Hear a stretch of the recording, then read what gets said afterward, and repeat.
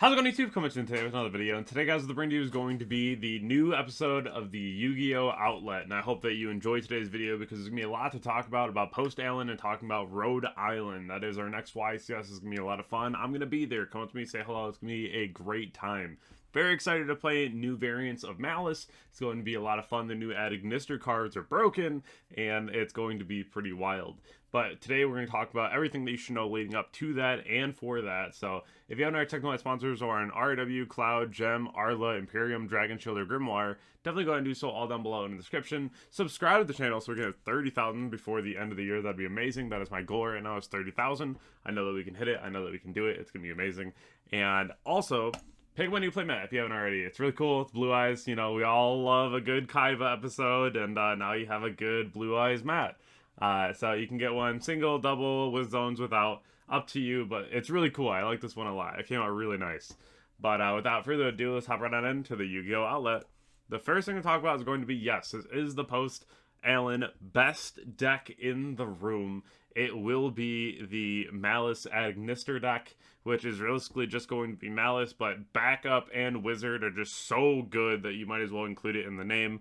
Also Accode, because one backup gets you like Transcode Talker with Heat Soul and Accode, which is like a draw 2 plus 2 negates, which is really cool, and that's just off backup alone. If everything goes bad, you obviously need a discard, so it's like 1.5 cards, but it is really nice if that's like your only starter that you have. Just from playing this deck online and testing to see what works, this deck does play through 3, 4, sometimes 5 interruptions. It's really crazy, and you should definitely be testing against it and test with it if you are going to Rhode Island, so you know exactly what to stop, where to stop, and of course, watching GGYGO's videos so you know what board breakers and hand traps are going to use against it. Of course.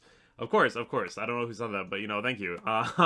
It is definitely a very good choice to go ahead and get as much knowledge on this as possible. It is going to be the most represented deck in the room and the best deck by far. Surprise! Yes, you still need to run Lancia on your sideboard. Probably 3 Lancia, 3 Chaos Hunter. I know a lot of people were like, well, you don't really need to Lancia the deck anymore because it can play through Lancia, but Lancia and Hunter still hurt the deck immensely.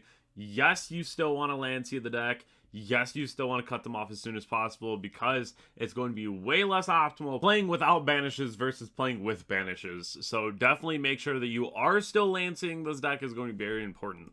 The next thing is, yes, you also still need to be running Lightning Storm and Duster. These are going to be the most prime cards in your sideboard beside like Perulia or your Lancias or Hunters. This is just like the most basic side of this format that you probably should have, which is going to be Perulias, Strikes, or Judgments. It's really personal preference. I'm running Strikes, so it's up to you. Lancias and Hunters. If Odeon gets really popular, then we're playing Cosmic Cyclone, but I don't think that it's going to be that popular. And a lot of times you should already be main decking things like Bestials, Drolls, Ash, Imperm. So if you already have those, or Fuas, which they did just come out into the Stampede set, those are things that you really should be having this format just to make sure that you're going to be ahead of the curve. I did talk about this in a previous video, but I want to make sure that I reiterate myself. The new Trinity will be in just about every deck list that you see. Crossout Designator, Call by the Grave, and Triple Tactics Talent. These 3 are going to be very, very popular. And yes, people are starting to run one-of hand traps, which is kind of crazy, but I guess if you see the one-of crossout, right, you want to make sure that you have the stop.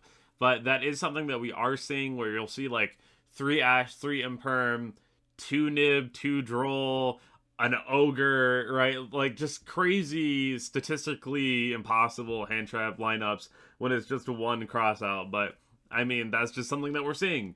I don't disagree with running the cross out. I think that it's really nice. It's really awkward when you have to cross out talent because that means that you get rid of your only talent. But a lot of times at that point, it never really mattered, right? So that's another thing where you should be on these 3 at the very core of your deck building. Make sure that you have these 3 in your deck list, especially if you're playing a really popular deck. It makes the one of crossout even better. Here's a look into the format, and on the high end, we have Malice, of course. It's the best deck in the room. And then we have Kashtira Fiendsmith. I do believe this deck is going to be very scary and a super good meta call. I do think that we'll see this in a lot of the top cut of Rhode Island. We do have the Mitsurugi Raziel, the Fiendsmith Raziel, and then Memento. these are the decks that you really want to look out for and really plan for, that you'll see the most. There's a couple decks that I did not include in these two slides. This is the low end. Crystron would be somewhere in the middle. So there's a couple decks that I would definitely just put between the two, because I feel like these are all contenders too, but they're like a lower end of contention. Because on a scale from like 1 to 10, right, there's like 1 being like the best, 10 being like down here where it's like okay, and then you have like the center where it's like your Crystron and whatnot, right?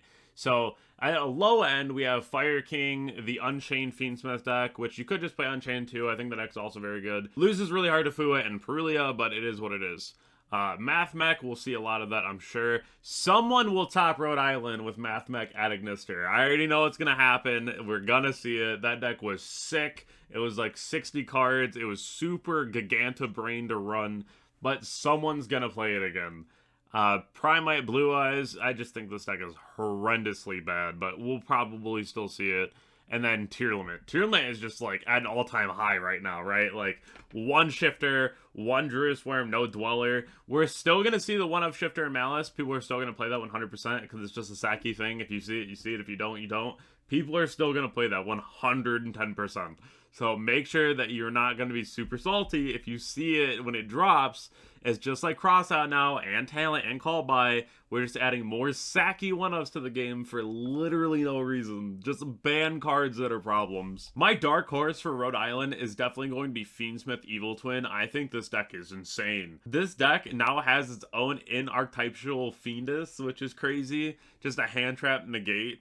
Then you have the Kiss a Kill Deal that lets you draw every time your opponent interacts with you on that turn, which is just crazy. If they ever try to go after like your Kiss Kill or your Lilo monsters, you're like draw, you know, it's insane. This deck is going to be really strong with things like Droplet, Econ, just things that allow you to help dodge, especially cards like Crossout were always really good in this deck too. And it really does help with 1 Shifter, 1 Druid Swarm that this deck definitely suffered from. So now it's going to have a lot more time to shine. And you might lose to this deck. It's really strong, and I can see it getting into Top Cut too. I feel like this is something that a lot of people aren't really thinking about right now, but it has a lot of potential. As for the really high impact hand traps, Droll and Bell are both very strong right now. I think both these cards are very warranted to be well off in the format, and this is something that you really should consider. Droll is definitely a 3-of main of. Bell might be a 2-of in the main, but it's something that we still have to test. But I do think that Bell has a really good place in the format right now, just because it can hit many different decks, including the Fiendsmith engine, which we will see as being very popular going into Rhode Island. I hope that you enjoyed today's video, and if you did, definitely go ahead and check out my Twitter, Twitch, Discord, Instagram, and subscribe to the YouTube channel if you haven't already. I appreciate all of you, and I'll catch you all in the next video. Thank you.